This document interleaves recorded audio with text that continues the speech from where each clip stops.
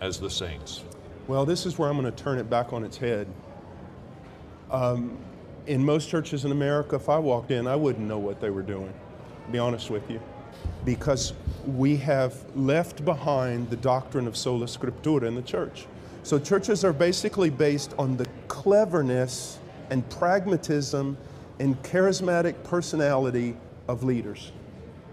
And it's done by entertaining people or by keeping them busy. You see, people want to have meaning in their life. They either want to be entertained or they want to have some kind of meaning. So you make them busy. You make them part of a machine. You make them part of a vision of a charismatic leader. And you get them all headed in the same direction. That's why, you know, a 60-year-old accountant for Walmart ends up joining a biker gang and going to Sturgis, you know, and hanging out with all the people. Why? Because he's looking for something. So you can build a church on all kinds of things that aren't biblical.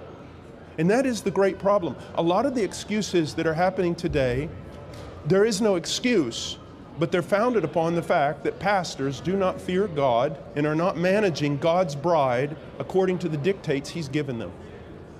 Furthermore, a lot of pastors are building their own kingdoms on the bones of unconverted church members. So that's why we've got the mess.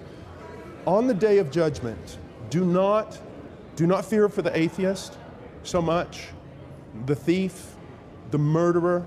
If you want to be afraid for someone on the day of judgment, be afraid for those who carried the title pastor. Let me give you an example. I gave this example last night. Let's say that a king had a bride. He loved her. He dressed her in white. She was pure and precious to him, and the people admired her for her virtue, for her merit. And the king has to go on a long journey, and so he tells his steward, he calls his steward in and he says, here are the directions, and you are to care for my bride.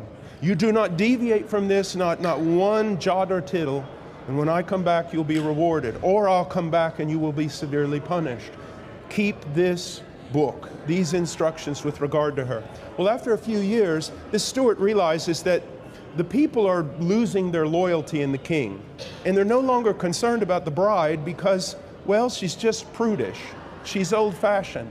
So he takes her and takes off her beautiful white garment and replaces it with something really sensual, paints her face like a prostitute, and then marches her up and down the kingdom and uses this new look to attract carnal men back into the kingdom.